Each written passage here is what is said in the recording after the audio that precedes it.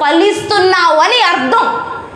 ఆత్మీయంగా ఎదిగావు, ఫలిస్తున్నావు. ఎప్పుడు నువ్వు ఒక వ్యక్తికి సాక్ష్యం చెప్పి నడిపించినప్పుడు, ఒక వ్యక్తిని తీసుకొచ్చినప్పుడు, ఒక వ్యక్తికి నువ్వు మాదిరిని మార్గాన్ని చూపిస్తున్నావు, అప్పుడు నువ్వు ఎదిగావని దానికి గుర్తు.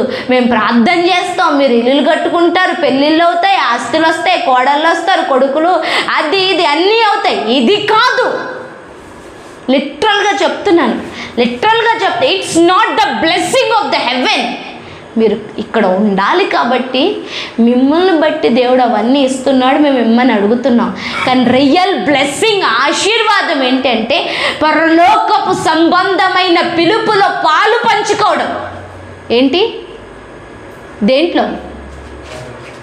పరలోక సంబంధమైన పిలుపులో పాలు పంచుకోవడం అంటే ఏంటి? పరలోకము మనందరిది. ఆ రాజ్యాన్ని నింపడానికి మనందరినీ భాగంగా దేవుడు పిలుచుకున్నాడు. ఈ అంతటి కోసం ఒక పిలుపు ఉంది.